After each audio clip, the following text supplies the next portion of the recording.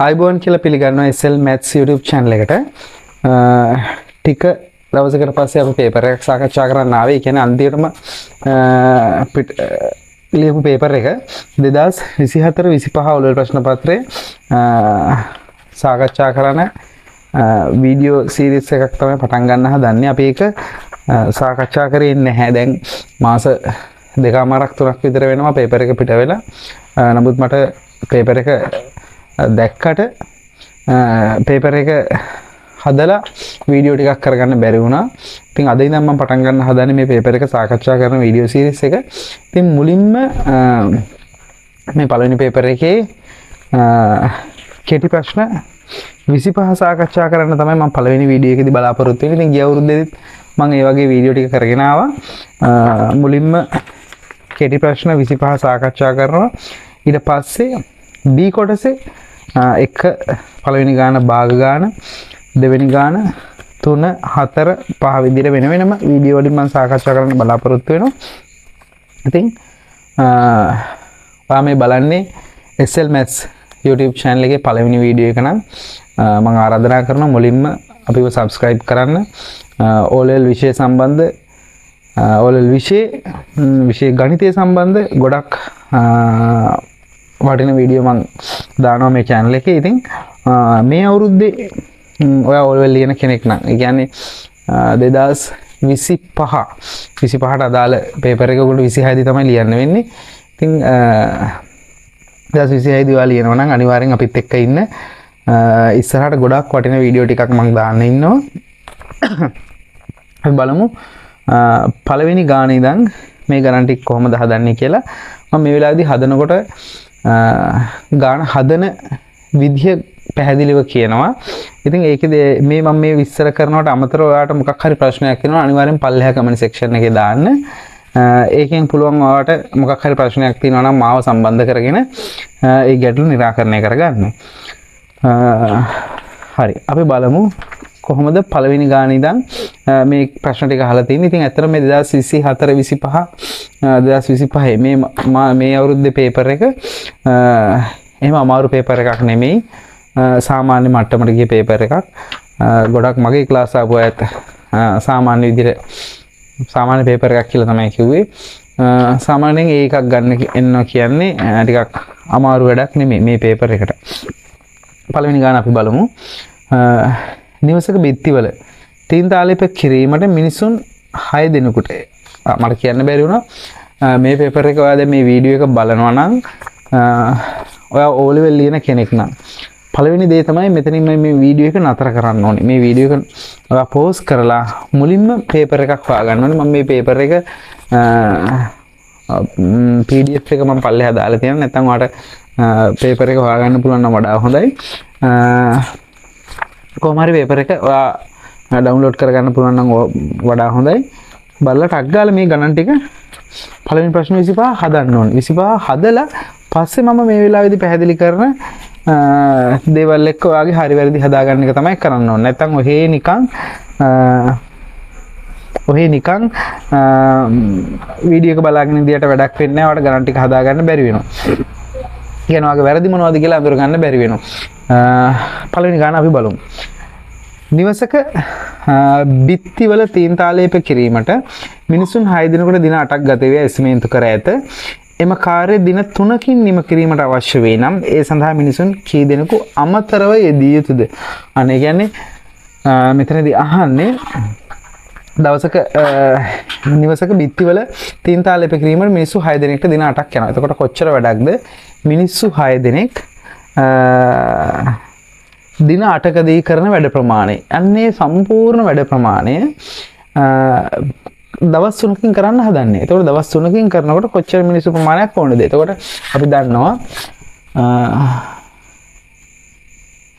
මිනිස් දින කියන ඒකකේ.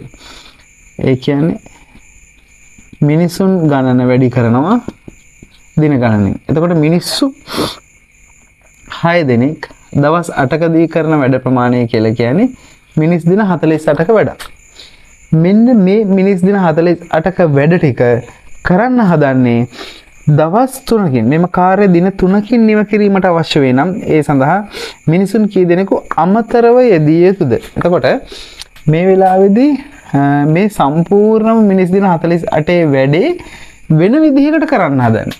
කියන්නේ ආයේ මෙන්න මේ 48 සම්බන්ධ කරනවා මිනිසුන් ගානටයි දින ගානටයි. මිනිසුන් කොච්චරක්ද කියලා තමයි හොයන්න ඕනේ. එහෙනම් මිනිස්සු ගාන x හැබැයි මේක කරන්නේ දින 3කින්.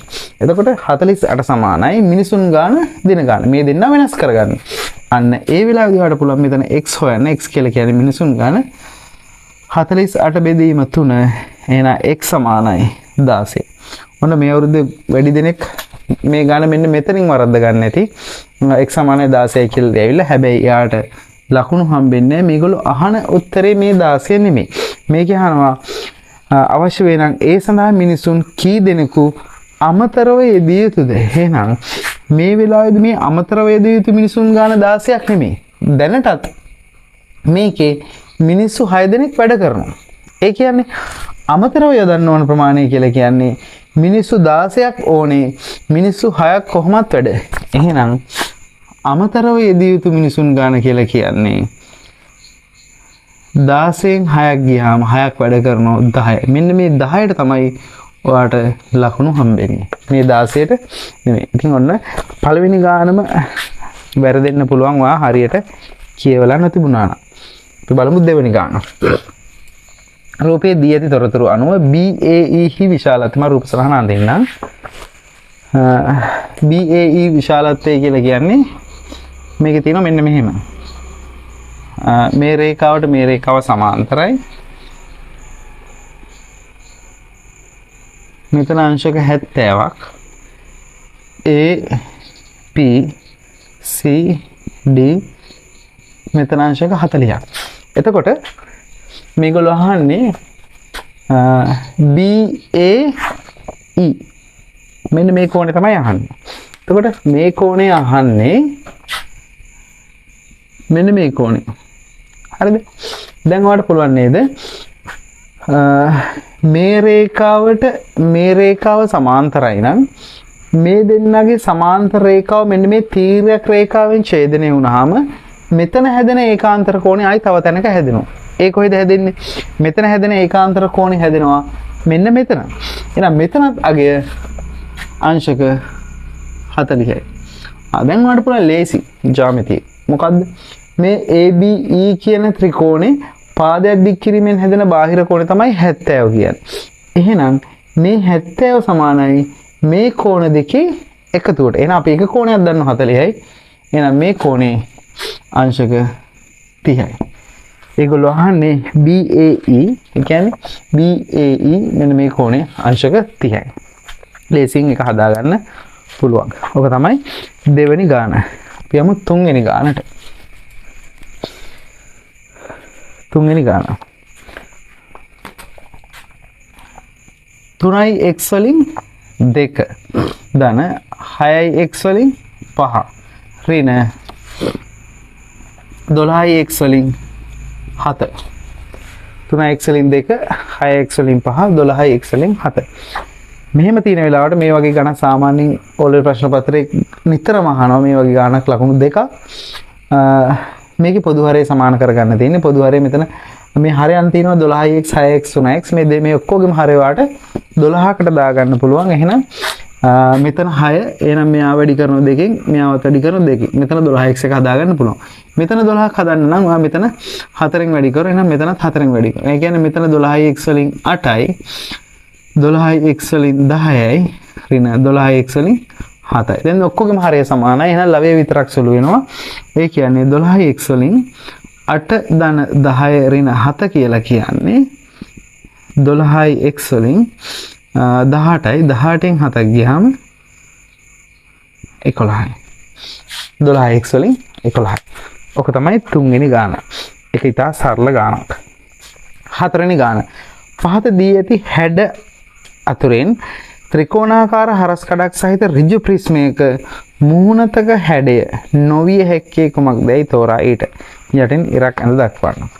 ඒ කියන්නේ ත්‍රිකෝණාකාර හරස් කඩක් සහිත ප්‍රිස්මයක් තියෙනවා. හරිද? ත්‍රිකෝණාකාර හරස් කඩක් සහිත ප්‍රිස්මයක් තියෙනවා නම් ඔය ප්‍රිස්මයක් අද මෙහෙම ත්‍රිකෝණාකාර හරස් කඩක් සහිත ප්‍රිස්මයක්. මේ වගේ ප්‍රිස්මයක සමචතුරස්‍රයක් දියති හැඩ ඇසුරෙන් මුහුණතක හැඩේ නොවිය හැක්කේ. එතකොට මේකේ ත්‍රිකෝණාකාර හරස් කඩක් තියෙනවා නම් මේ හරස් කඩ ත්‍රිකෝණයක් කොහොමද තියෙන්නේ? ඉතින් ඒක අහලා නැහැ. ඉතුරු හැඩ මොනවද කියලා අහනවා. එතකොට මෙන්න මේ තියෙන හැඩය මේක දිගින් වැඩි වුණොත් ඒක ඍජුකෝණාශ්‍රයක් වෙනවා. එතකොට ඍජුකෝණාශ්‍රයක හැඩයක් තියෙන්න පුළුවන්. ඔක තමයි තියෙන්න පුළුවන් හැඩේ. ආයි මේක දිගින් අඩු වුණොත් මේක සමචතුරස්‍රයක් විදිහට තියෙන්නත් පුළුවන්. කියන්නේ මේක මෙන්න මේ වගේ ප්‍රදේශයකින් ගත්තොත් මේක සමචතුරස්‍රයක් වගේ. එහෙම මුහුණතක් තියෙන්නත් පුළුවන්. හරිද? එහෙනම් සමචතුරස්‍රයක් තියෙන්නත් පුළුවන්, ඍජුකෝණාශ්‍රයක් තියෙන්නත් පුළුවන්. හැබැයි ඒ මුහුණතක් මෙන්න මෙහෙම ඇද වෙලා තියෙන්න බෑ. ඒ කියන්නේ මොකද්ද? රොම්බසයක් තියෙන්න බෑ. එහෙනම් ප්‍රිස්මයක මුහුණතක හැඩේ නොවිය හැකේ රොම්බසයක්. ඒක තමයි හතරවෙනි එකට උත්තරේ වෙන්නේ. පහ දියති වටප්‍රස්ථාරයේ ඇසුරෙන් දැක්වෙන තොරතුරු අනුව නාට්‍ය හා රංග කලාව හදාරන සිසුන් සංඛ්‍යාව 30යි නම් නැටුම් හදාරන සිසුන් සංඛ්‍යාව කීයද? හරිද? මේකේ තියෙන්නේ වටප්‍රස්ථාරයක්. ඔතනින් දත්ත දීලා තියෙන තැනට අපි බලනවා එකට කොහොමද මේකේ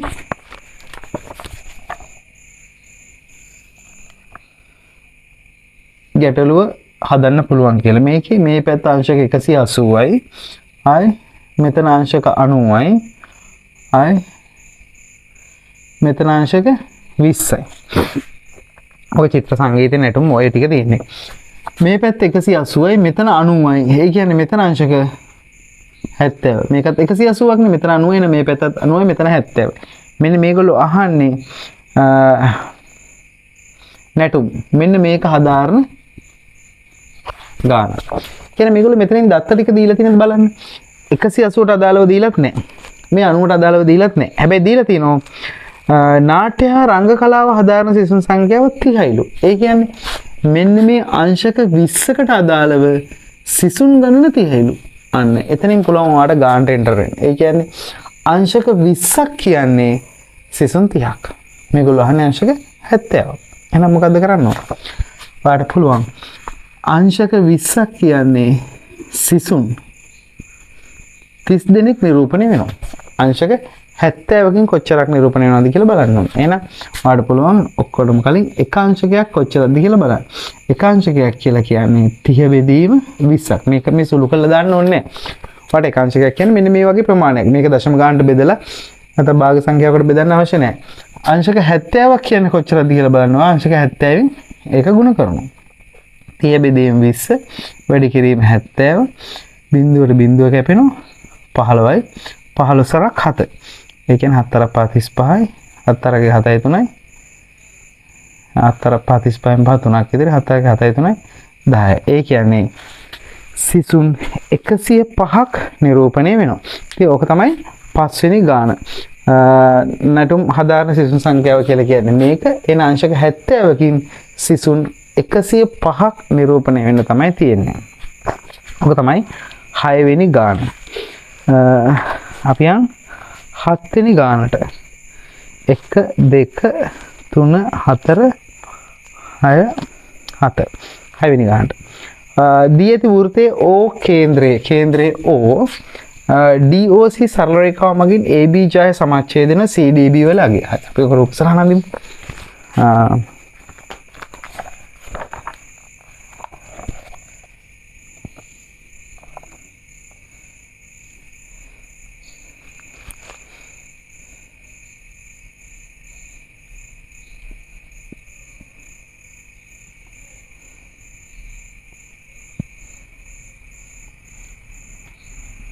එකසි 20යි A B C D O E දියති වෘත්තයේ කේන්ද්‍රය O වේ DOC සරල රේඛාවක් මගින් AB ජය සමච්ඡේද වෙනවා. මෙන්න මේ DOC කියන සරල රේඛාවෙන් AB ජය සමච්ඡේද වෙනවා කියනකොටම ඔයාලට තේරෙනවා ටක් ගාලා 10 වසරේ ප්‍රමේය. මොකද්ද? වෘත්තයක ජායක මධ්‍ය ලක්ෂයට අඳින රේඛාව. මේ රේඛා දෙක එකිනෙකට මොකක් වෙනවද? ලම්බ වෙනවා. එහෙනම් මෙතන මේ දෙන්නව සමානයි කියන්නේ AC ට CB සමානයි කියන්නේ මෙන්න මෙතන කෝණය අංශක 90යි. මේ පැත්තත් අංශක 90යි අවශ්‍ය නම් අපිට පාවිච්චි කරගන්න පුළුවන්. මේගොල්ලෝ අහන්නේ CDB කෝණය. ඒ කියන්නේ මෙන්න මේ ටික තමයි අහන්නේ. ආයෙ ඔයාලට පුළුවන් 11 වසරේ ප්‍රමේයක් මතක් කරගන්න. මොකද්ද? AB DE කියලා කියන්නේ වෘත්ත චතුරස්‍රය. එතකොට වෘත්ත චතුරස්‍රයක සම්මුඛ කෝණ පරිපූර්ණකයි. එහෙනම් වෘත්ත චතුරස්‍රයේ සම්මුඛ කෝණ පරිපූර්ණකයි කියලා කියන්නේ 120යි මෙයයි එකතු කරා නම් 180. එහෙනම් මෙතන කෝණය අංශක 60යි. දැන් ඔයාලට පුළුවන් මේ කෝණය අංශක 60යි නම් මේ කෝණය ලේසියෙන්ම හොයාගන්න. ඇයි? ත්‍රිකෝණයක අභ්‍යන්තර කෝණ ඓක්‍ය. මෙයා 90යි, මෙයා 60යි. එහෙනම් මෙතන අංශක 30යි. ත්‍රිකෝණයක අභ්‍යන්තර කෝණ ඓක්‍ය 180ෙන් ගන්න පුළුවන්.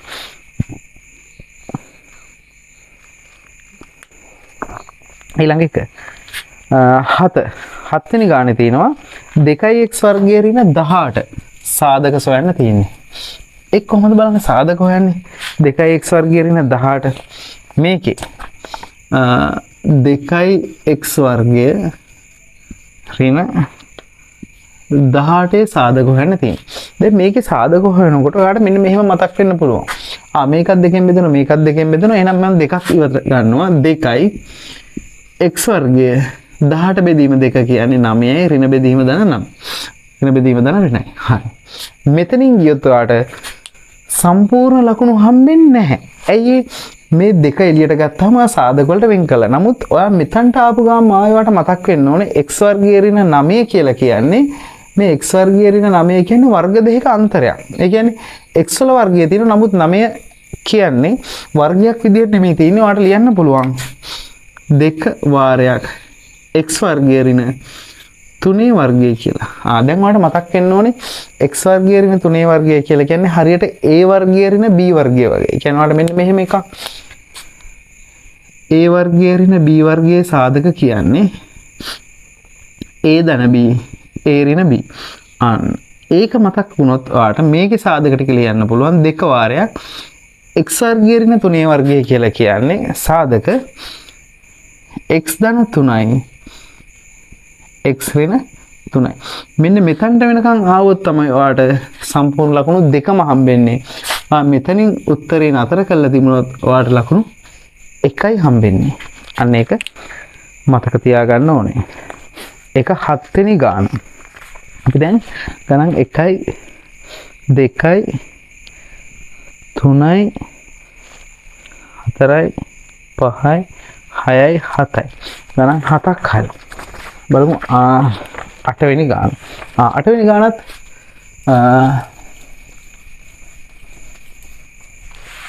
ලඝු ගණක සම්බන්ධ හොඳ ගානක්. ලඝු ගණක සම්බන්ධව මෙන්න මේ වගේ එකකට. ඒ කියන්නේ 10යි 0.6යි 3යි 7යි 5 සමානයි 4.3යි 4. මෙන්න මෙහෙම එකක් ආවොත් මේ දර්ශකාකාරයෙන් තියෙන්නේ මේක ලඝු ගණකයක ආකාරයට දාලා නැත්නම් මේ වල අගයක් හොයන මොකක් හරි එකක් පටලවන්න පුළුවන්. ඒ මොකක් ආවත් ඔයාලට ගාන හදා ගන්න. ඔයාලට ලඝු ගණක නීති පිළිබඳ දැනුමක් තියෙන්න ඕනේ. දර්ශකාකාරයේ ලඝු ගණකාකාරයේ පැටලෙන්න බෑ. ඒ කියන්නේ ඔයාලට මෙහෙම හිතන්න. දෙකේ තුන්වෙනි බලය සමානයි 8යි.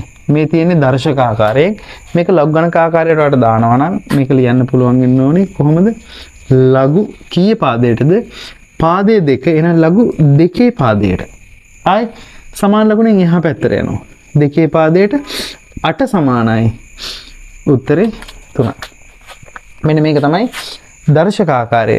මේක තමයි ලඝු ආකාරය. ආයි වලට තව දෙයක් මතක් වෙන්න ඕනේ. log කියලා ලිව්වොත් ඒක ලඝු 10 පාදයට ලඝු 10 පාදයේ තමයි LG කියලා ලියන්නේ.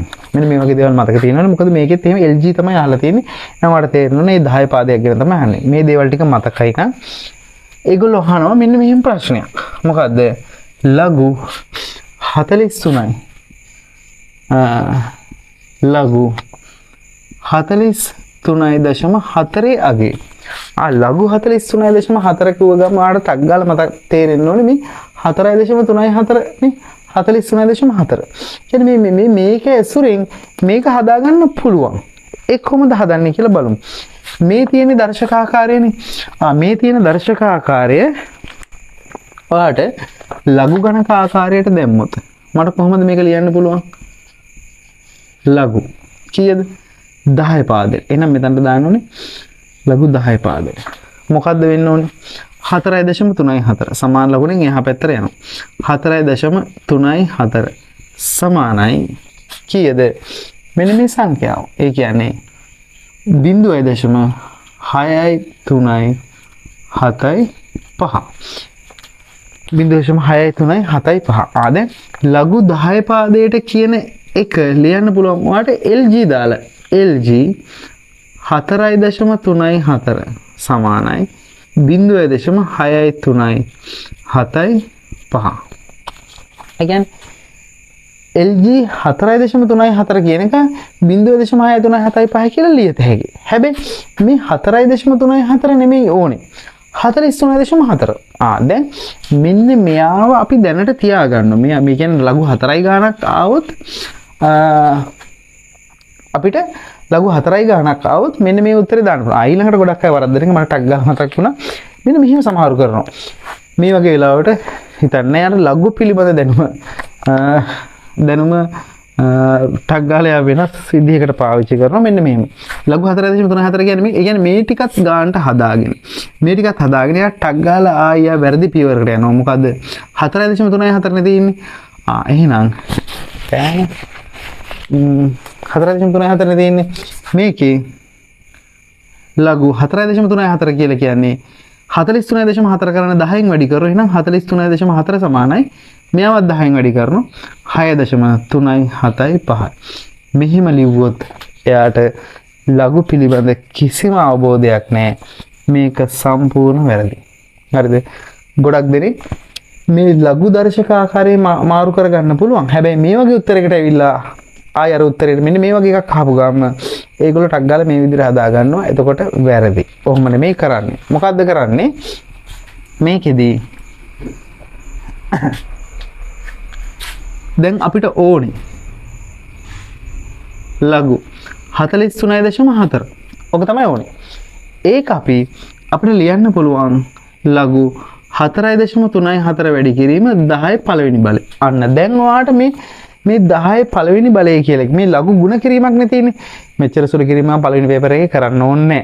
ඔයාලට මෙහෙම එකක් දැක්ක ගමන්ම මේක 10 පළවෙනි බලය කියලා 10 පළවෙනි බලය කියලා ටක් ගාලා අරගෙන ඔයාලට පූර්ණාංශයට 1 එනවා කියලා අවබෝධ තියෙනවනේ එකට පාර ගන්න පුළුවන්. මේක මම මේ කියලා දෙන්නේ කවුරු කෙනෙක්ට මේක අවබෝධයෙන් නැති කෙනෙක්ට. 4.34 වැඩි කිරීම 10 පළවෙනි බලය කියලා කියන්නේ ලඝු ගුණ කිරීමක්. ඔයාලට ලඝු 4.34 ධන ලඝු 10 කියලා ගන්න පුළුවන්. මේ ලඝු 10 නිසා පූර්ණාංශය 1 වෙනවා. එහෙනම් 1.4 ලඝු 4.34 කියලා කියන්නේ 0.637. 6.375. ඔන්න ඕක තමයි අවසාන උත්තරේ වෙන්නේ.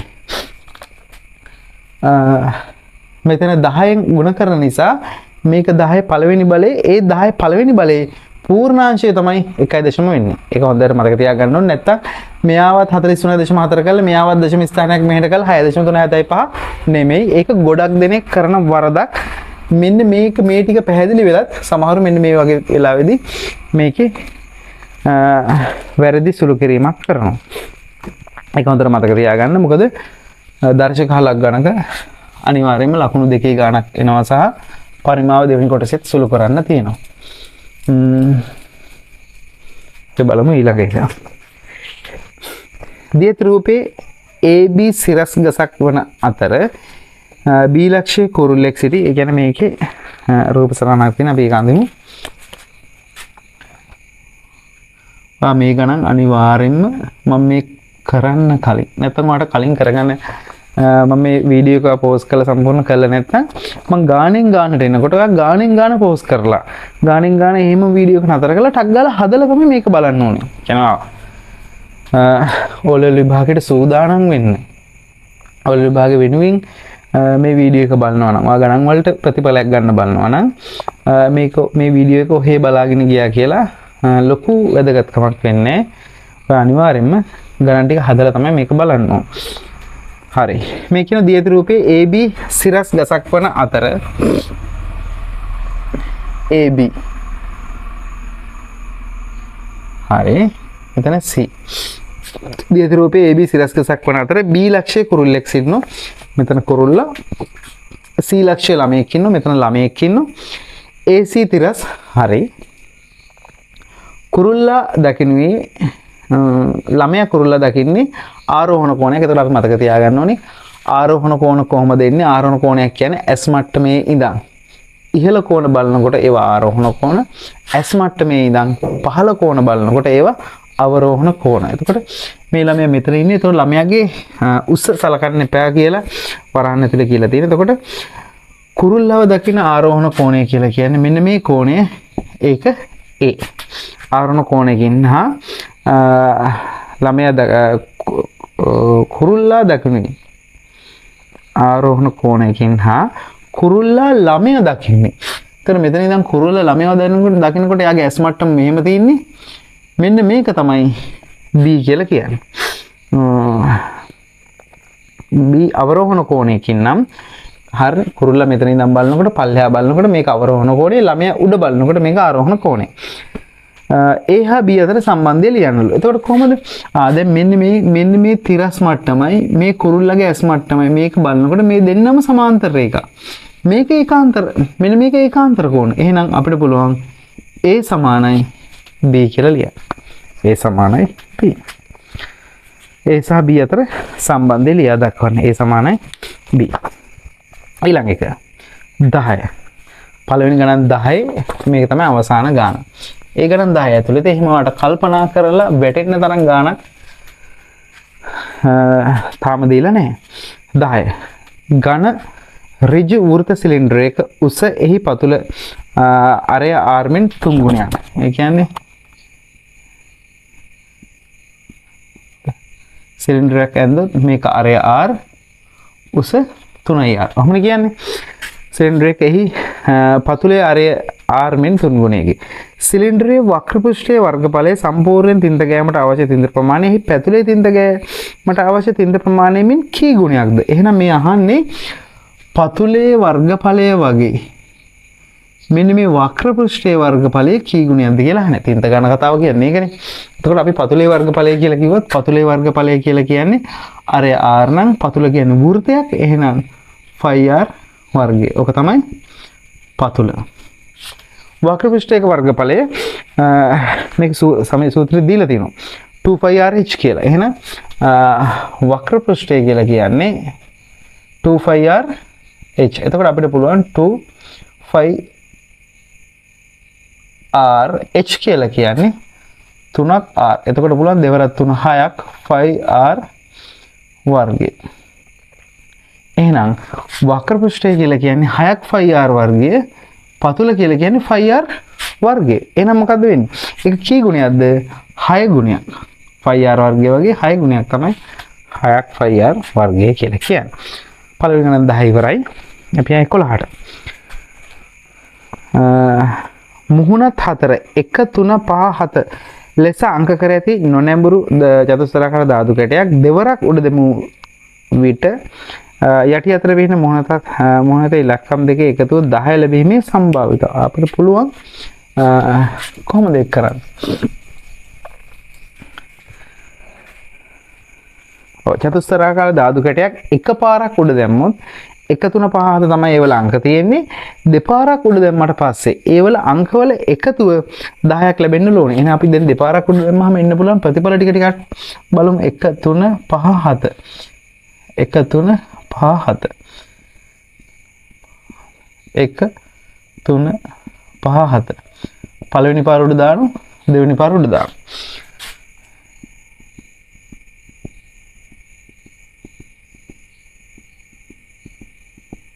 හරි. දැන් මම මේකේ මේගොල්ලෝ අහන්නේ උඩ දෙමුවට යටි අතර පිහිටන මුහුණතේ ඉලක්කම් දෙකේ එකතුව 10ක්. එතකොට ඉලක්කම් දෙකේ එකතුව 10ක් වෙන්න පුළුවන්.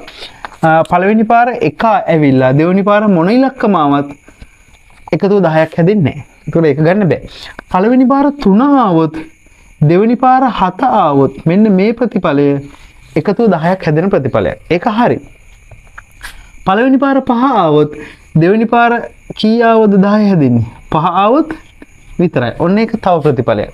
ආයි පළවෙනි පාර 7 ආවොත් දෙවෙනි පාර 3 ආවොත් මෙන්න මේකත් ප්‍රතිඵලයක්. මෙන්න මේ තුන තමයි කියන්නේ 4 වරක් 4 16යි 16න් 3ක් තමයි ඉලක්කම් දෙකේ එකතුව 10 ලැබීමේ සම්භාවිතාවය. එතකොට සම්පූර්ණ 16න් 3යි. 12 වෙනි ගාන. දී ඇති රූපයේ තොරතුරු වන x ලාගේ හොයන්න අපිට අග්ගල් රූප සටහන හඳගමු.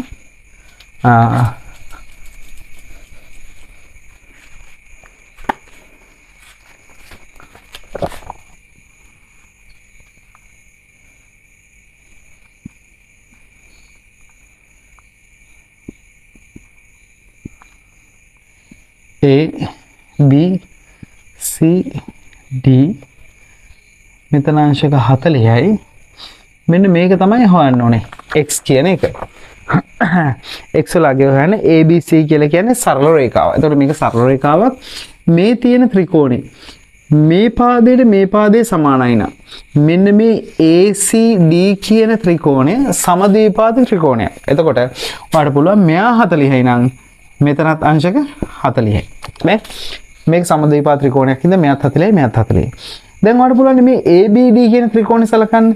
ABD කියන ත්‍රිකෝණෙත් AB ට BD සමානයි. එහෙනම් AB ට BD සමානයි නම් මේ පාදේ මේ පාදේ සමානයි නම් මෙතන 40යි නම් මෙතනත් 40යි. හරි. ඔන්න. දැන් මොකද වෙන්නේ? දැන් මේ x හොයනවා කියන එක ලේසි වැඩක් නේ. මොකද්ද? පුළුවන් ඔයාලට ත්‍රිකෝණයක අභ්‍යන්තර කෝණය එක්ක දාන්න. ඒ කියන්නේ 40 ධන ආයි මෙයා 40යි. ධන මේක 40 ධන x සමානයි 180යි 43ක් කියන්නේ 120යි 120 ධන x සමානයි 180යි එන x සමානයි 180 120ක් ගියාම 60යි. ඔතනදී x ලාගේ අංශක 60යි කියලා තමයි එන්නේ. ඒක 12 වෙනි ගාන. අපි යමු 13 වෙනි ගානට. 12 වෙනි ගාන නම් ගොඩක් ලේසි. ඒක ලේසියෙන්ම හදා ගන්න පුළුවන් එකක්.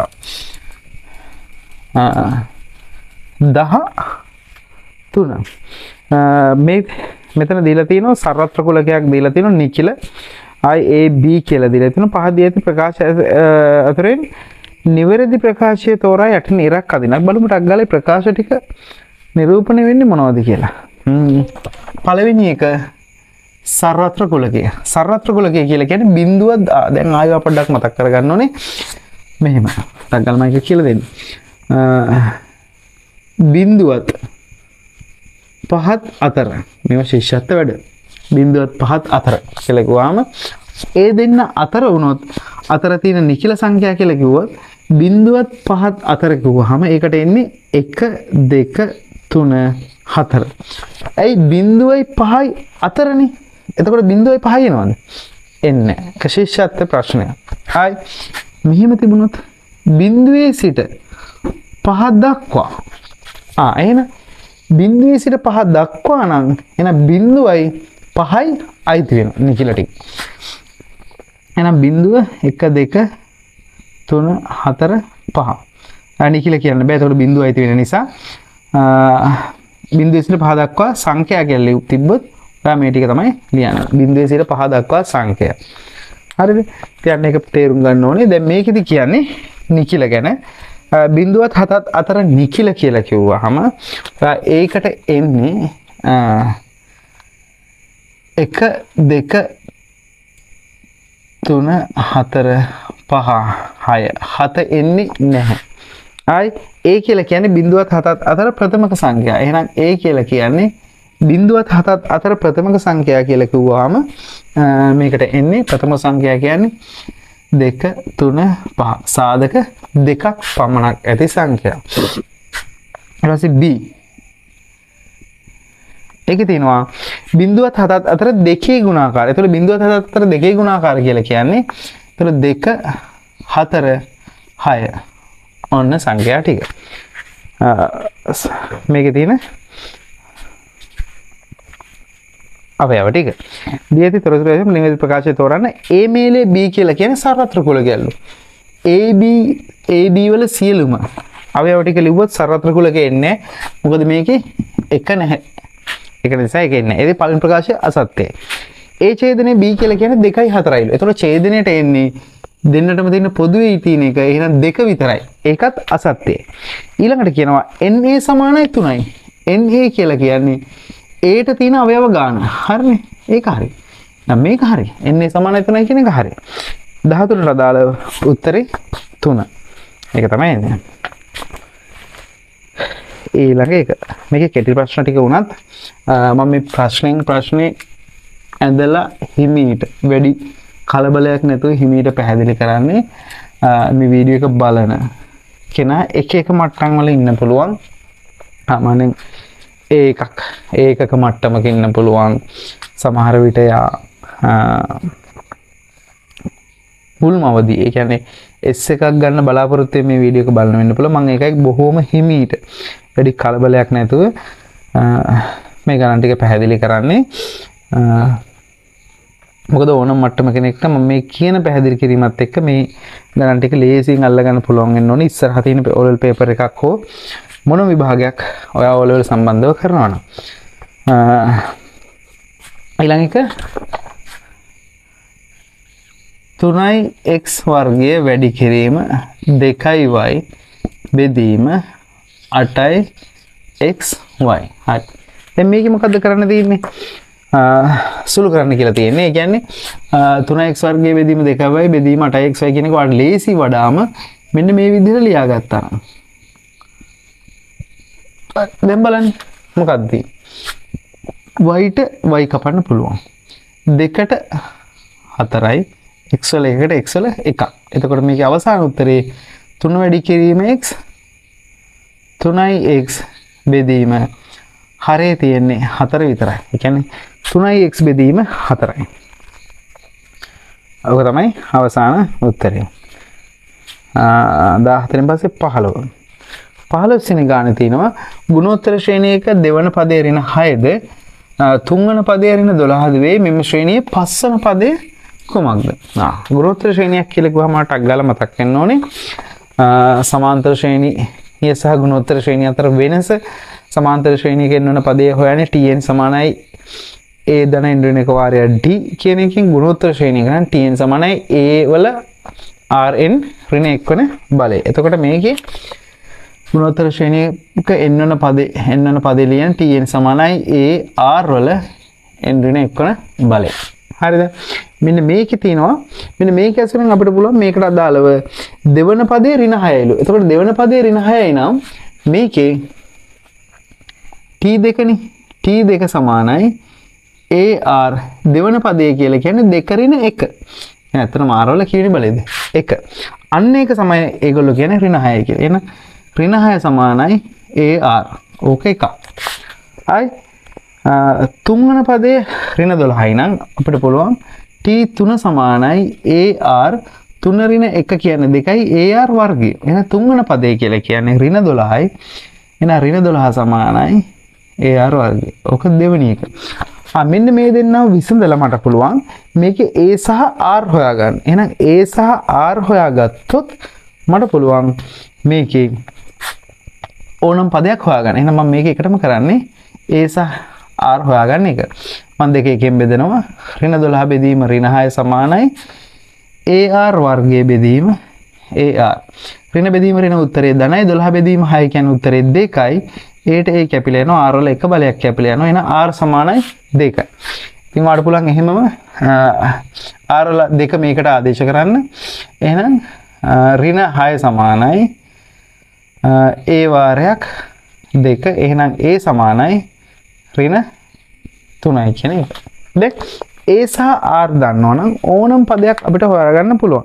මේගොල්ලෝ අහන්නේ පස්වන පදේ කුමක්ද කියලා. එහෙනම් t5 සමානයි ar වලින් කියන බලයද?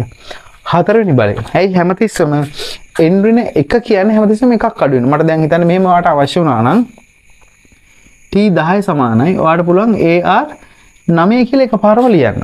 තේරුණාද? 25 වෙනි පදේ. එහෙනම් t 25 සමානයි ar 24. අපිට අග්ගල සමීකරණ හදද්දි මෙහෙම තමයි ලියන්නේ. මම මේ 1 2 දාලා බෙදලා මේ පැහැදිලි කිරීමක් කරන්න ඕන නිසා තමයි මෙච්චර ටිකක් කරන්නේ. නැත්නම් මේ කෙටි ප්‍රශ්න පත්‍රයේ මෙච්චර දේවල් ලියන්න ඕනට අග්ගල මේක බලමු. එකපාරම මේක ලියන්න පුළුවන්. ඊළඟ පාර මේක ලියට අග්ගල බෙදලා මේ r ගන්න පුළුවන්. මෙච්චර ලොකු පැහැදිලි කිරීමක් මෙතන කරන්න ඉඩක් නැහැ. ඒක නිසා මම පැහැදිලි කරන්න ඕන නිසා මෙච්චර මේ කරගෙන යන්නේ. එහෙනම් t 5 සමානයි a වලගේ ඍණ 3යි r කියන්නේ 2 4 වෙනි බලය.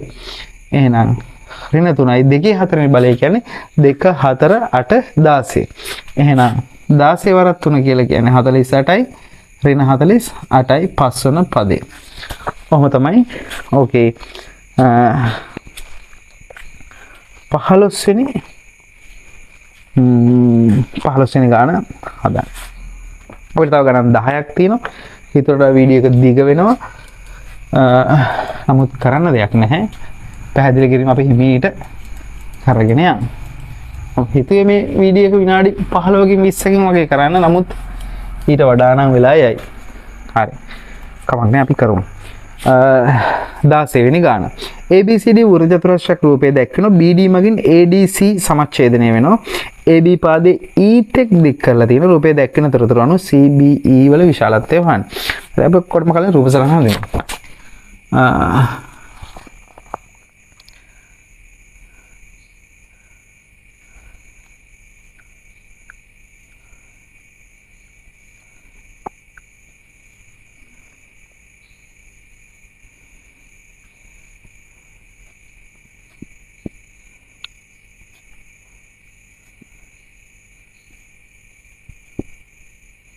හරි. මේකේ තියෙනවා ABCD වෘත්ත චතුරස්‍රයක් හරි. BD මගින් ADC සමච්ඡේද වෙනවලු. BD වලින් ADC සමච්ඡේද වෙනවා කියන්නේ මොකද්ද?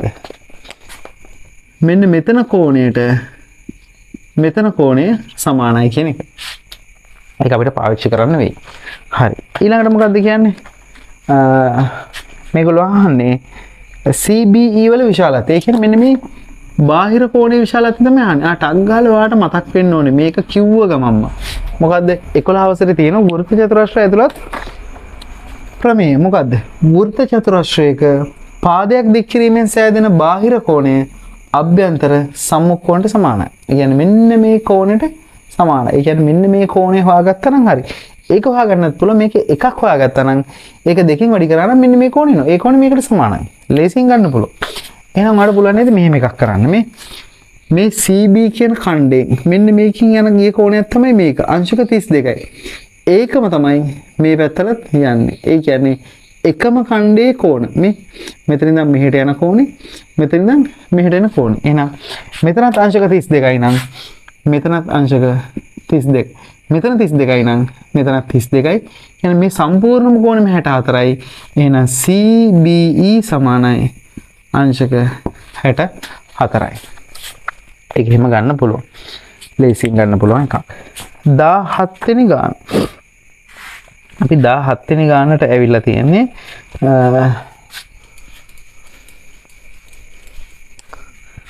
17 වෙනි ගාන. හරි. ටික වෙලාවක් ගිහිල්ලා තිනවා වීඩියෝ එකට කමන්නේ. 17 මේක දින පහ සඳහන් බීජීය පදවල කුඩාම පොදු ගුණාකාරය හොයන්න. ලේසි ගානක් 17 වෙනි ගානට දාන්න අවශ්‍ය ගානකුත් නෙමෙයි ඒක. 6x වර්ගය 5xy 2y වර්ගය. කුඩා පොදු ගුණාකාරය කියලා කියන්නේ මේවා අපි ප්‍රථමක සාධකවල ගුණිතයක් විදිහට ලිව්වොත් ඒ වල තියෙන විශාලම බල ටික. ඒ කියන්නේ අපිට ලියන්න පුළුවන් 6x වර්ගය කියලා කියන්නේ 2 පළවෙනි බලය, 3 පළවෙනි බලය, x වල දෙවෙනි බලය. 5 පළවෙනි බලය, x වල පළවෙනි බලය, y වල පළවෙනි බලය. 2 පළවෙනි බලය, y වල දෙවෙනි බලය. මේකේ කුඩා පොදු ගුණාකාරය කියලා කියන්නේ මෙතන තියෙන විශාලම බල ටික. 2 බල සැලකුවොත් 2 පළවෙනි බලය. 3 බල සැලකුවොත් 3 පළවෙනි බලය. 5 බල සැලකුවොත් 5 පළවෙනි බලය. ආයි x බල සැලකුවොත් x වල දෙවෙනි බලය, y බල සැලකුවොත් y වල දෙවෙනි බලය. එහෙනම් 2 වරක් 3 6යි, 6 වරක් 5 30යි. x වර්ගය 5 වර්ගය. ලේසි. මේ ඇවිල්ලා 6 වසරේ 7 වසරේ ගණන්. ඉතින් ඕලෙල් පේපර් එක 17 වෙනි ගානට මේක නම් දාන්න ඕන එකක් නෙවෙයි. ඊට වැඩි මුල් 14ට දැම්ම නම් හොඳයි. මොකද 14 ඊට වැඩි හොඳ ගානක් දාන්න පුළුවන්. 30යි x වර්ගය y වර්ගය තමයි ඒකේ උත්තරේ. 18 ඍජු ප්‍රිස්මයක ත්‍රිකෝණාකාර හරස් කඩ වර්ගඵලය හරස් කඩක වර්ගඵලය 616යි වර්ග සෙන්ටිමීටර. එම ප්‍රිස්මයේ උසට සමාන උසක් සහිත පතුලේරිය r වුණ ඍජු වෘත්ත සිලින්ඩරයක පරිමාව ප්‍රිස්මයේ පරිමාවට සමානයි. ඒ කියන්නේ මොකක්ද කියන්නේ? ප්‍රිස්මයක් තියනවලු. ඒ ප්‍රිස්මයක පරිමාව කාටද සමාන වෙනවා කියන්නේ? සිලින්ඩරයක පරිමාවට සමානයි. සිලින්ඩරයක පරිමාවට සමානයි. ප්‍රිස්මයක පරිමාව අපි ලියන්නේ ප්‍රිස්මයේ පරිමාව සමානයි හරස් කඩ වර්ගඵලය වැඩි කිරීම උසෙන්. නැත්නම් හරස් කඩ වර්ගඵලය ප්‍රිස්මයේ අනිත් පැත්තට තියෙනවා නම් දිගෙන්. එහෙනම් හරස් කඩ වර්ගඵලය කියලා කියන්නේ 616යි ප්‍රිස්මයේ උස h කියලා ගත්තොත් 616 වැඩි කිරීම h වලින් තමයි ප්‍රිස්මයේ පරිමාව එන්නේ. හරි. එම ප්‍රිස්මයේ උසට සමාන උසක් තියෙනවා. එතකොට මේ ආය සිලින්ඩරයක පරිමාව ලියන්නේ අපි 5r වර්ගයේ h කින්. එහෙනම් ඒකේ 5r වර්ගය ඒකේ h කියලා කියන්නේ මේ ප්‍රිස්මයේ උසටම සමානයි. එහෙනම් මෙන්න මේක h. මේකටත් මට hම ගන්න පුළුවන් නේ. මේ h දෙන්නව කපල ඉවත් කරගන්න පුළුවන්. පතුලේ ආරච්චි සිලින්ඩරයක පරිමාව 5r වර්ගය h කියලා දීලා තියෙනවා. එහෙනම් දැන් මේකෙන් මුකුත් නෑ කරන්න. මේගොල්ලෝ හොයන්න කියන්නේ අපිට r. එහෙනම් h ට h කපන්න පුළුවන්. මේ පැත්ත 616 සමානයි. 5 කියන්නේ 7න් 22යි වැඩි කිරීම r වර්ගය. එහෙනම් 616 වැඩි කිරීම මම මේ පැත්තේ r වර්ගය තියාගත්තොත් 7 බෙදීම 22 සමානයි r වර්ගය. මෙන්න මේ සුළු කිරීම හොඳ වෙලාවට ආවේ. මේ වගේ සුළු කිරීමක් දැන් මේ බලන්න. මම මේ සුළු කිරීම කරන්න කලින් වාට 616 සමානයි 7 වැඩි කිරීම බෙදීම 22. දැන් බලන්න මේකේ r වනේ හොයාගන්න ඕනේ. මේකේ r හොයාගන්න නම් මේක මොකක් හරි මේ 616 7න් වැඩි කරලා 22කින් බෙදුවට පස්සේ එන සංඛ්‍යාවේ වර්ගමූලය හොයා ගන්න ඕනේ. ඒ වර්ගමූලය අපි කොයියද කීයද කියලා මොකක්වත් දන්නේ නැහැ දැන්ට. ඒක නිසා මම මේ වෙලාවේදී ඔයාලට කියන්නේ මේ 616 7න් වැඩි කරලා එන සංඛ්‍යාවක් අරගෙන මේක 22කින් බෙදලා එන එක ගන්නවට වඩා එකටම බලන්න ඕනේ. මෙතනින් මේ අපිට එකපාරට පේන සුළු කිරීම තියෙනවා නම් ඒවා කපලා ඉවත් කරන්න. හැබැයි මේ ගානේදී එහෙම නැහැ. අපි බලන උත්සාහ කළා මේ 616යි 22යි සුළු බෙදන්න පුළුවන්ද කියලා. ඔයා පැත්තක බෙදලා බලන්න 616 22කින් ඒකේ සුළු කිරීමක් තියෙනවද කියලා. 616 22කින් 22 ඒවා දෙකක් නේ තුනක් නැහැනේ. 44යි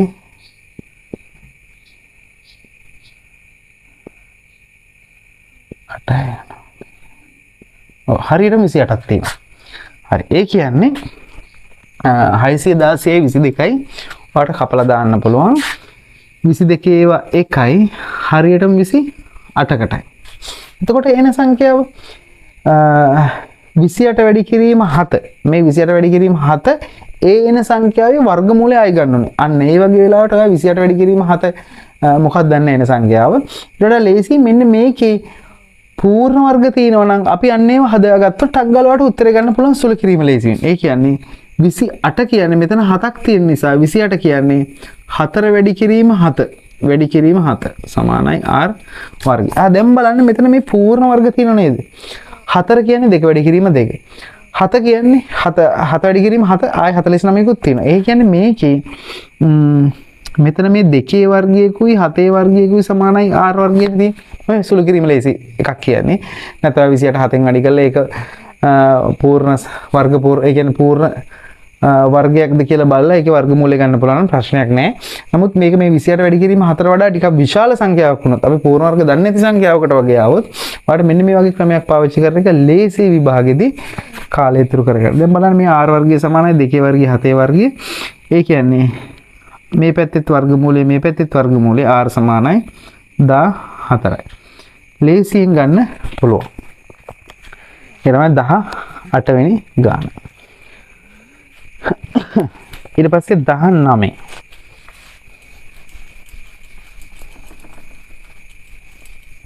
19 දී ඇති ABC ත්‍රිකෝණයේ AB හා AC පාදවල මධ්‍ය ලක්ෂ පිළිවෙල D සහ E. ඒකටත් අදාළව රූප සටහනක් තියෙනවා. අපි රූප සටහන ටැග් දාලා එනගමු.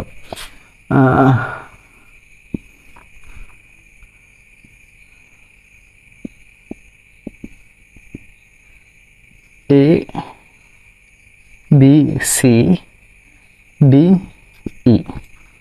හරි. මෙන්න මේක සෙන්ටිමීටර 6යි කියලා දීලා තිනවා. මෙන්න මේක සෙන්ටිමීටර 4යි කියලා දීලා තියෙනවා.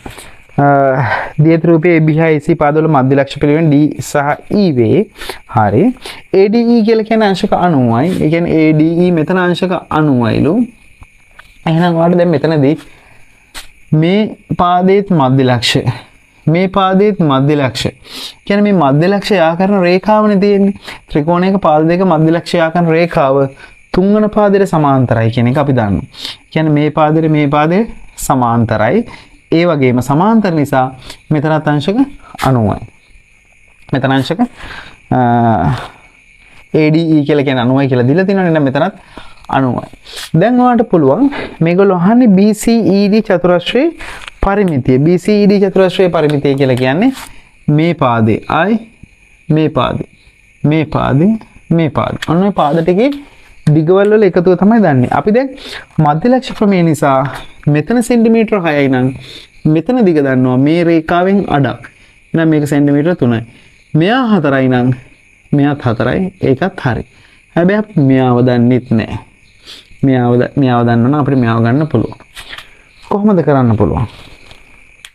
දැන් ඔයාට ඍජු කෝණී ත්‍රිකෝණයක් මෙතන තියෙන නිසා මෙයා 3 මෙයා 4 මෙන්න මේ මෙතනට පයිතකර සම්බන්ධය දැම්මොත් ඔයාට මෙතන සෙන්ටිමීටර 5යි කියලා ගන්න පුළුවන්. කොහොමද? 4 වර්ගය දන 3 වර්ගය සමානයි AE වල වර්ගය. 4 වර්ගය කියන්නේ 16 3 වර්ගය කියන්නේ 9 සමානයි AE වර්ගය. එහෙනම් AE වර්ගය සමානයි 25යි.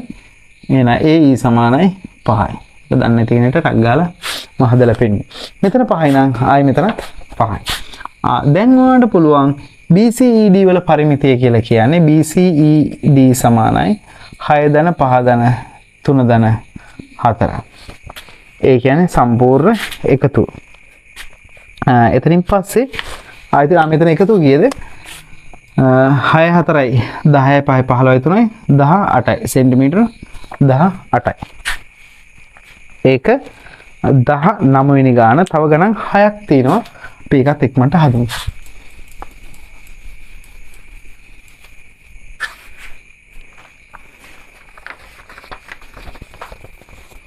කාටසිය තලයේ මත 4 6 සහ 6 9 ලක්ෂාරයන සරල රේඛාවේ සමීකරණය. එතකොට සරල රේඛාවක සමීකරණය ලියද්දී අපි සරල රේඛාව සාධාරණ ආකාරය y සමානයි mx ධන c.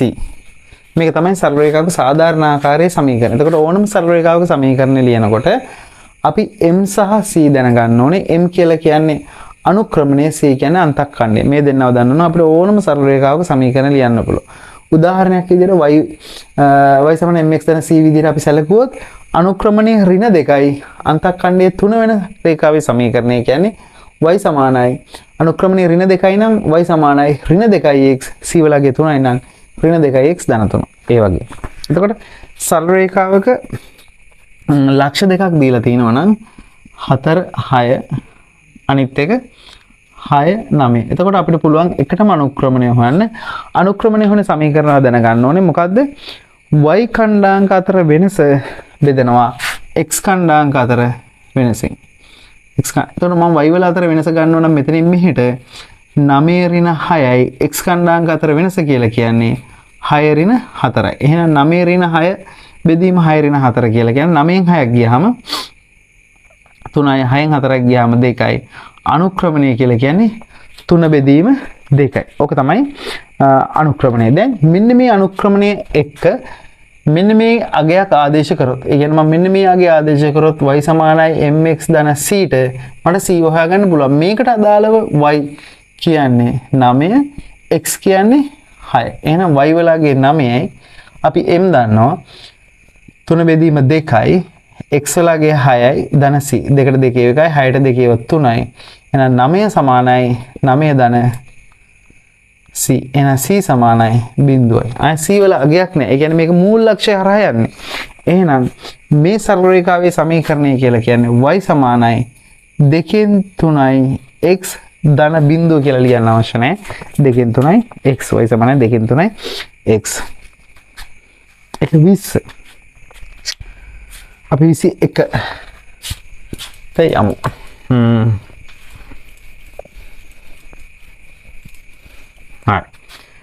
दियति रूपे दियति वृत्ते केंद्रे Oवे तवद ABCD समांतरांशයක් AOBEF සරලරේඛාවක් වෙනවා. රූපේ දැක්කේ තොරතුරු අනුව DEF වල විශාලත්වය අපිට ගාලා වෘත්තය. හඳගමු. මේකේ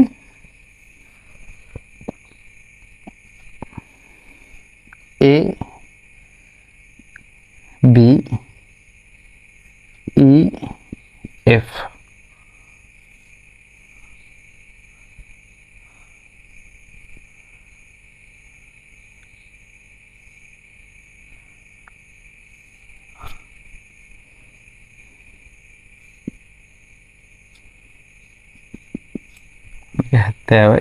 හරි ABCD සමාන්තරාංශයක් කියලා කියනවා. හරි ABCD සමාන්තරාංශයක් AOBF සරලරේඛාවක් වල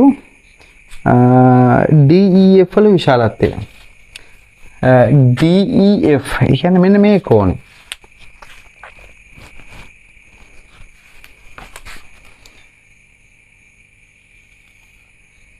මෙන්න මේ කෝණය තමයි අහන්නේ.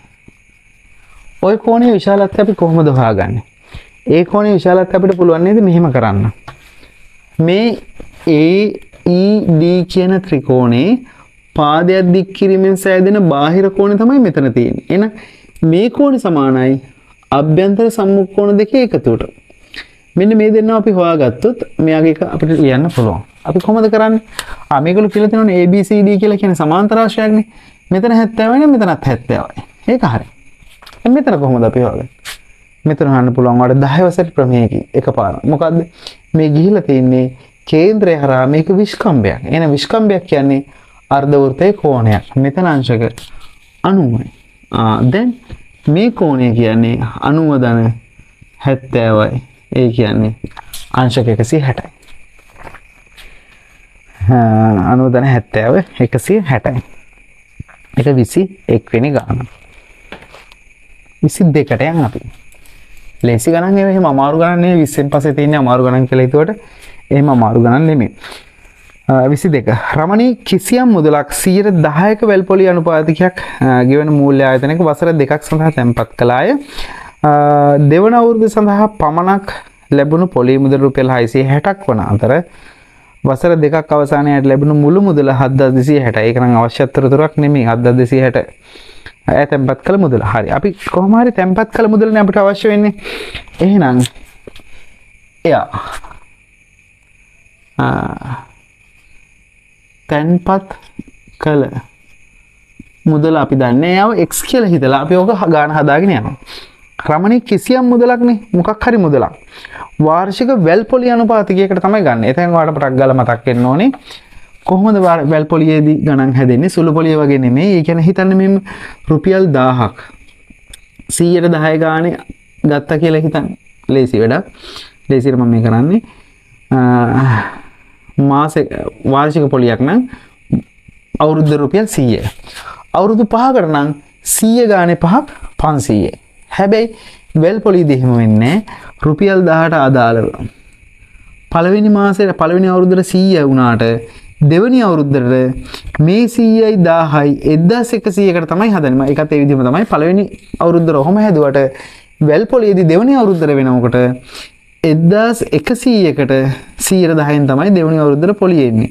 එතකොට ඔයා පළවෙනි අවුරුද්දේ පොලිය 100 වුණාට දෙවෙනි අවුරුද්දේ පොලිය 110ක් වෙනවා.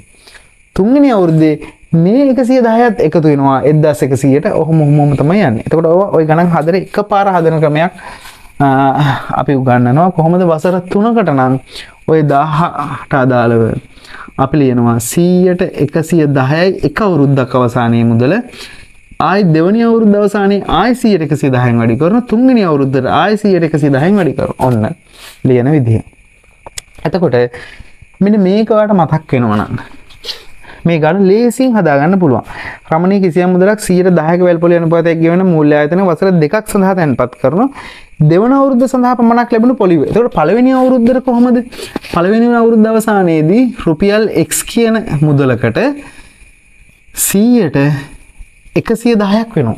ඒ කියන්නේ පොලිය සමග අවසාන මුදල.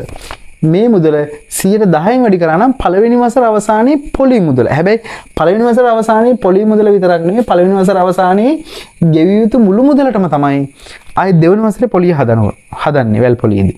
ඒකට දෙවෙනි අවුරුද්ද සඳහා පමණක් ලැබුණු පොලි මුදල. ඒකට මුදල 110න් වැඩි කරා නම් මේ තියෙන්නේ පළවෙනි අවුරුද්දට. මෙයාව 110න් වැඩි කරොත් අන්න මේ දෙවෙනි වසරට පොලිය මේක කිව්වනම් දෙවෙනි වසර අවසානයේ ගෙවන්න ඕන සම්පූර්ණ මුදල නම් ආයෙ මෙයාම 110න් තමයි වැඩි කරන්නේ. හැබැයි මේ ගානේ කියලා තියෙනවා දෙවෙනි අවුරුද්ද සඳහා පමණක් ලැබුණු පොලිය මුදල රුපියල් 660යි. එහෙනම් x වැඩි කිරීම 110න් වැඩි කරාම රුපියල් 660යි. අපිට මේකෙන් පුළුවන් x හොයාගන්න. කොහොමද? x සමානයි මම එකපාර මුක්ත කරනවා මේ 100 හරහා තියෙන 100 පද දෙක මම එහා පැත්තට දානවා. 660 වැඩි කිරීම 100 වැඩි කිරීම 100 මේ ටික මේ පද ටික පල්ලෙහාට ගන්නවා. ඒ කියන්නේ 110 වැඩි කිරීම 10. 6යි බිඳුවට බිඳුව කැපුණා නම් x සමානයි 60 වැඩි කිරීම 100. ඒ කියන්නේ එයා තැන්පත් කරපු මුදල රුපියල් 6000යි. ලේසියෙන්ම ගන්න පුළුවන්. ඉතින් මෙහෙම නැතුව ඒගොල්ලෝ මේ 7260ට සම්බන්ධ කරගන්න නැතුව තමයි මම හැදුවේ. ඕනනම් පුළුවන් මෙහෙම කරන්න. 7260 මම ඒ විදිහට හදලා පෙන්නන්නම්. 7260යි කියලා කියන්නේ වසර දෙකක් අවසානයේ ලැබිච්ච මුළු මුදලනේ. මේ 7260න් පළවෙනි දෙවෙනි වසරේට ආපු පොලිය ඔය ගාන. එහෙනම් බිඳුවයි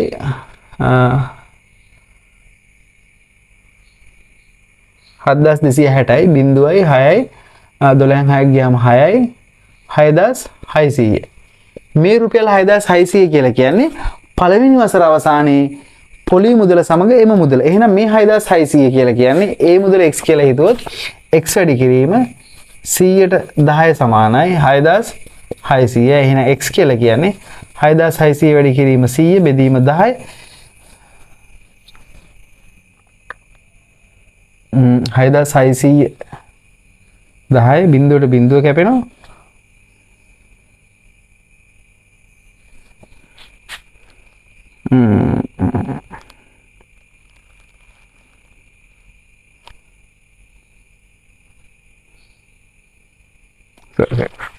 එකසිය 10 මෙතන මට වැරදුනා. 100ට 110 වෙන්න ඕනේ. ඒ 110න් වැඩි කරාමනේ පොලි මුදලනේ මේ සම්පූර්ණ මුදල 110න් වැඩි කරන්න ඕනේ. එහෙනම් 110 110 1යි 110 6යි. ඒ කියන්නේ 60යි x සමානයි 60යි බිංදු 2යි රුපියල් 6000යි. ඒත් එහෙම තමයි මම මෙතනදී මේ 110න් වැඩි කරොත් පොලි මුදල විතරයි එන්නේ. මේ වෙලාවේදී 100ට 110න් වැඩි කරාම තමයි 6600 එන්නේ. පළවෙනි වසරට අපි පොලිය නෙමෙයි මෙතන මේ 6600 කියන්නේ. පළවෙනි වසර අවසානයේ මුදලත් පොලිය දෙකේම එකතු තමයි 6600 කියලා කියන්නේ. එහෙනම් 6600 සමානයි x වැඩි කිරීම 100ට 110. මෙතන මම මේ කරපු පැහැදිලි කිරීම හරියට පැහැදිලි වුණ නැත්නම් මම ආයෙ පාරක් ලියන්නම්. මොකද්ද? රුපියල් 7260යි මේ 7260 කියලා කියන්නේ වසර දෙකක් අවසානයේ ඇයට ලැබෙන මුළු මුදල. මේ 7260න් අපිට 660ක් අඩු කරගත්තොත් බිඳුවයි 6600ක් කියලා එනවා. මේ 6600 කියලා කියන්නේ දෙවෙනි වසර සම්බන්ධ වෙලා නැහැ. දෙවෙනි වසර සම්බන්ධ වෙලා නැහැ කියලා කියන්නේ පළවෙනි වසර විතරයි. එතකොට පළවෙනි වසර සඳහා ලැබුණු පොලියත් කියන එක තමයි මේ 6600 කියලා කියන්නේ. අන්න එහෙනම් ඒ 6600 හැදෙන්නේ ඒ තැන්පත් කරපු මුදලට අදාළව පොලිය විතරක් නෙමෙයි ඒ මුදලත් එක්ක. එහෙනම් ඒක මම 100ට 10න් වැඩි කරොත් හරියන්නේ නැහැ. 110න් වැඩි කරන්න ඕනේ. අන්න මේක මම ඉස්සෙල්ලා අතන සුළු කිරීම පොඩ්ඩක් වෙනස් වුනේ. ඒ කියන්නේ එහෙනම් x සමානයි 6600 වැඩි කිරීම 100 බෙදීම 110යි 110 හරියටම 6යි. ඒ කියන්නේ 60 වැඩි කිරීම 100 කියලා කියන්නේ රුපියල් 6000යි. ඒ කියන්නේ කොහොම ඇදුවත් ඔය x කියන එක 6000 තමයි. එයා තැන්පත් කරලා තියෙන රුපියල් 6000ක මුදලක්. ඒක 22 වෙනි ගාන. හරි. අපි යමු 23 වෙනි ගාන හදනවා. මේ ක්‍රමයට හැදුවත් මේ ක්‍රමයට හැදුවත් ලකුණු එකයි කොහොම හරි උත්තරේ තමයි හරියන්න ඕනේ. මම දෙකම පැහැදිලි කරේ. ඔයා කොහොම හැදුවත් කමක් නැහැ කියන්නේ. 23 දී ඇති වෘත්තයේ කේන්ද්‍රයේ C ද AC සමාන්තරයි BD දෙවේ AEB වල විශාලත්වය හොයන්න. ඒතර අපි ඔකේ රූප සටහන අඳිමු. මේකේ තියෙනවා කේන්ද්‍රය ආයි මේ පැත්තට මේ රේඛාවට මේ රේඛාව සමාන්තරයි. මෙතන අංශක 70යි. A B C D මෙතන E තියෙනවා. AEB වල විශාලත්වය AEB කියලා කියන්නේ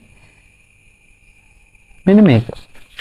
AEB වල විශාලත්වය කීයද ඉන්නේ මෙතනදී? හරි. ඔයාලට පුළුවන් නේද? මේ රේඛාවට මේ රේඛාව සමාන්තර හින්දා මෙතන හැදෙන ඒකාන්තර කෝණය ආයි හැදෙන්නේ මෙතන. ඒ කියන්නේ මෙතන කෝණයත් අංශක 70යි. මෙතන කෝණය අංශක 70යි. හරි. දැන් මේ කෝණය අගේ අපිට හොයාගන්න ඕනේ. මෙයාව හොයාගන්න පුළුවන් මෙන්න මෙයාවත් දන්නවනම්. මෙයාව අපි කොහොමද හොයාගන්නේ? ඔයාලට මතක් වෙන්න ඕනේ 10 වසර ප්‍රමේයයක්. මොකද්ද? කේන්ද්‍රය මත ආපාතනය කරන කෝණය පරිධිය මත ආපාතනය කරන කෝණය මෙන් දෙගුණයක්. ඒ කියන්නේ මෙයා x නම් මෙයා 2x. අන්නේ ප්‍රමේයම තමයි මෙතනත් තියෙන්නේ. මේ තියෙන කේන්ද්‍රය මත ආපාතනය කරා නම් මෙන්න මේ පැත්තට ඔයා ටක් ගාලා මේ ප්‍රමේය මතක් වෙනවා. නමුත් ඒකම තමයි පරිධිය මත ආපාතනය කරන කෝණේ මේ පැත්තට. ඒ විශේෂ අවස්ථාව ඔයාලට විභාගෙදී අහන්න පුළුවන්. මම ඔය පන්ති වලදී මම ඒක කළා තිනු සෑහෙන්නේ. මේක කේන්ද්‍රය මත පරිධිය මත ආපාතනය කරන කෝණේ මෙන්න මේ පැත්තට අහන සමහරලා. සමහරවිට ඒක එකපාරටම හිතා ගන්න බෑ. කේන්ද්‍රය මත ආපාතනය කරන කෝණේ ඒ පරිධිය මත ආපාතනය කරන කෝණේ මේ රේඛාවෙමයි ගිහිල්ලා තින්නේ. අන්න ඒ ප්‍රමේය හංගන තැන. ආයි තවත් ඒ ප්‍රමේයම හදනවා මෙන්න මෙහෙම. කේන්ද්‍රය මත ආපාතනය කරන කෝණේ මහා ඡාපය ඇසුරේ පරිධිය මත ආපාතනය කරන මේ පැත්තට. ඒකට ඒවා 10 වසරේදී අපි සෑහෙන කතා කරන ඒවා. දැන් මෙතනදී කේන්ද්‍රය මත ආපාතනය කරන්නේ 70යි. පරිධිය මත ආපාතනය කරනවා මෙතන අංශක 35ක්. එතකොට පුළුවන් මේකේ මේ ත්‍රිකෝණයේ පාදයක් දික් කිරීමෙන් සෑදෙන බාහිර කෝණය මේක. බාහිර කෝණය කියන්නේ 70 ධන 35. ඒ කියන්නේ 70 ධන 35 කියලා කියන්නේ අංශක 105යි. ඒක 23. අපිට තියෙනවායි 24 වෙනි ගාන.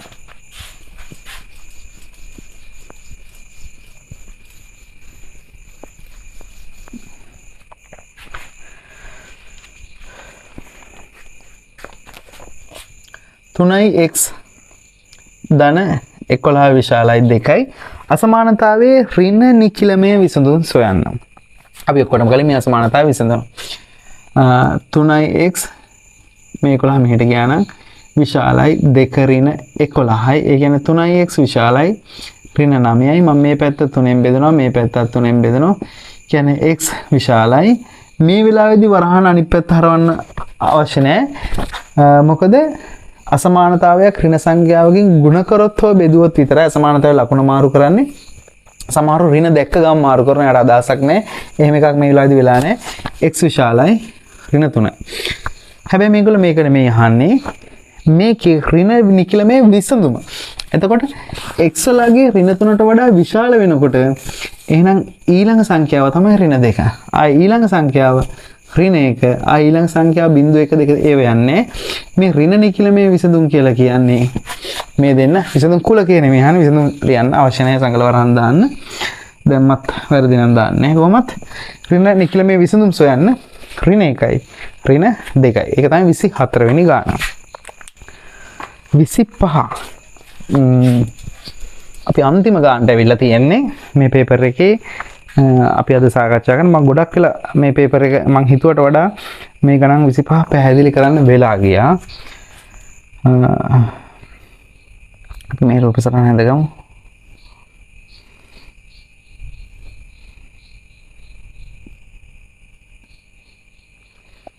A B C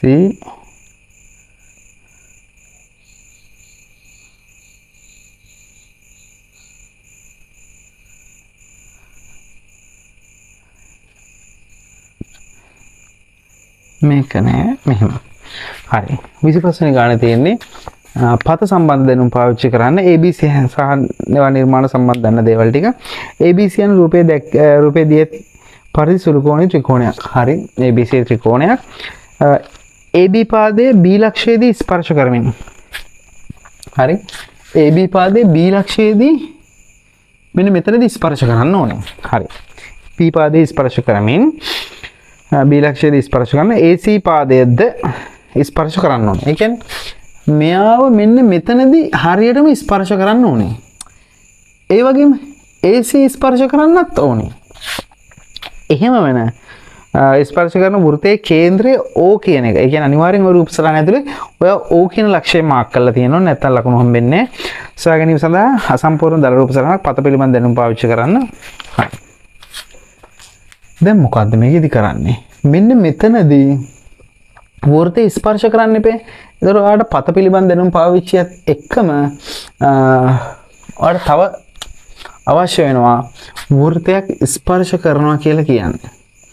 වෘත්තයක් ස්පර්ශ කරනවා නම් ඒ ස්පර්ශක ලක්ෂයේදී කේන්ද්‍රයත් එක්ක යා කරන රේඛාව මොකද්ද වෙන්නේ? එකිනෙකට ලම්බ. ඒ කියන්නේ මෙන්න මේ මෙතන ඉඳන් මෙතන හරියටම ස්පර්ශ වෙන තැන දීලානේ තියෙන්නේ. මෙතනදී මම ලම්බකයක් ඇන්දොත් ඒ ලම්බකය යන්නේ කවුරු හරහාද? ඒ ලම්බකය යන්නේ අනිවාර්යෙන් කේන්ද්‍රය හරහා. අන්න දැන් ඔයාලට එක පොයින්ට් එකක් තියෙනවා. මෙතන ඉඳන් මම ලම්බකයක් ඇන්දොත් ඒ ලම්බකය මේ පැත්තට කොහෙට හරි ඇඳෙන්න පුළුවන්. අන්නේ රේඛාව මත තමයි කොහොම හරි වෘත්තයේ කේන්ද්‍රය තියෙන්න ඕනේ. එතකොට මෙන්න මේ පැත්තෙත් මේ ස්පර්ශ වෙන්න ඕනේ. එතකොට මෙන්න ඒ කියන්නේ ඒ රේඛාව මෙහෙට ඇඳලා ඒ අඳින වෘත්තය දෙන්නටම ඒ කියන්නේ මේ මෙතනටයි ආයි මේ AC-ටත් සමාන වෙන්න ඕනේ දුර. එතකොට මේ කෝණ දෙක සමාන නිසා මේ කෝණේ සමච්ඡේදකේ තමයි මේ මැදින් යන්නේ. එහෙනම් ඔයාලට පුළුවන් මෙතනදී මේ ලම්බකයක් ඇඳලා හරියටම මේකට මෙන්න මෙතනදී ලම්බකයක් ඇන්දොත් අන්න ඒ ලම්බකය මේකයි ඡේදනය වෙන තැන මෙතන ඉඳන් මෙතනට මම වෘත්තයක් ඇන්දොත් හරියට මේ ලක්ෂයේදී ස්පර්ශ වෙනවා. ඒ අවශ්‍යතාවය හරි. මෙතන ඉඳන් මෙතනට තියෙන දුරත් දැන් සමානයි. ඇයි? මේක හරියටම මේ කෝණ සමච්ඡේදකයක් නෑන්නේ. අන්න එහෙනම් මෙන්න මෙතන තමයි කවුද ඉන්නේ? O කියන එක ඉන්නේ. පත පිළිබඳ දැනුම් පාවිච්චි කරලා O ලකුණු කරන්න තියෙන්නේ. වෘත්තය අඳින්න අවශ්‍ය නැහැ. වෘත්තය ගියත් වෘත්තය අඳින්න අවශ්‍ය නැහැ. මේක කොහොම හරි මෙන්න මෙහෙම යන වෘත්තයක් ඉන්නේ. මෙතනදී හරියටම ස්පර්ශ වෙනවා. මේක පත ACත් ස්පර්ශ වෙනවා. AC වල ස්පර්ශ වෙන තැන අපිට කියලා නැහැ. කොහේ හරි තැනක ස්පර්ශ වෙනවා. ඇයි ස්පර්ශ වෙන්නේ? මේක හරියටම මේ කෝණ සමච්ඡේදකයෙන් ගිහිල්ලා තියෙන්නේ. මෙතන ඉඳන් මෙතනට තියෙන දුරයි මෙතන ඉඳන් ආයි මේකට තියෙන දුරයි සමානයි. ඕක තමයි 25 වෙනි ගාන. එතනින් පස්සේ මේ පළවෙනි පේපර් එකේ පළවෙනි ගණන් 25 මම සාකච්ඡා කරලා ඉවරයි. මට හිතෙනවා දැන් ඊළඟ ගණන් මම මේ ගොඩක් ට්‍රැවල් වීඩියෝ එක කරන්නේ. ඒකේ සමහර ඒවා මම ටිකක් කරන් යනකොට එකපාරටම මේ වෙලාව පාන්දර 1යි. ඒකයි මේ පොඩ්ඩක් මේ වෙලාවේදී මේ වීඩියෝ එක කරගෙන යන්න එකපාරටම අමාරු වෙන්නේ. මේ නැත්නම් ඊටු ගණන් මේක 1යි 2යි මෙතන ගණන් ටිකක් මම මේ වීඩියෝ එකටම දානවා. නමුත් මම හිතනවා ඒක වෙනම වීඩියෝ එකකින් කරොත් හොඳයි. ඒ ගණන් 5. ඒ ගණන් 5ත් මම හෙට අනිද්දාම ඒ කියන්නේ මේ වීඩියෝ එක අප්ලෝඩ් කරලා කෙටි දවසකදීම දානවා. ඉතින් කොහොම හරි මේ වීඩියෝ මේකේ මම හදපු ගණන් 25 තේරෙන්නේ නැත්තම් මොකක් හරි අපහැදිලි තැනක් තියෙනවා අනිවාර්යෙන් අහන්න කමෙන්ට් එකක් දාලා අහන්න. ඒත් එක්කම මේ අවුරුද්දේ මේ ඔලොල් කරන අයට රිවිෂන් ක්ලාස් මගේ යනවා. ඒ රිවිෂන් ක්ලාස් වලට ජොයින් වෙන්න කැමති කෙනෙක් ඉන්නවා නම් මගෙන් මුල ඉඳන්ම දේවල් ටික අහගෙන හරි ප්‍රතිඵලයකට යන්න. ඒ කියන්නේ සමහර අය එක එක තැන්වලදී හිර වෙලා තියෙනවා. B එකක් C එකක ඉන්නවා නම් ඒගොල්ලන්ට A වලට යන මාර්ගය මම හරියටම ඒගොල්ලෝ ගයිඩ් කරලා උගන්වනවා. ඒ මගේ ගෲප් ක්ලාස් ටිකක් වෙනම යනවා. ඒ වලට සම්බන්ධ වෙන්න පුළුවන්. මම WhatsApp අංකය දාන්නම් පල්ලෙහා ඩිස්ක්‍රිප්ෂන් එකේ. ඉතින් ඒකට පුළුවන් ඔයාලට මැසේජ් එකක් දාලා ඒ වලට ජොයින් වෙන්න. එහෙනම් අපි ඊළඟ වීඩියෝ එකේදී හම්බෙමු. හැමෝටම ජය.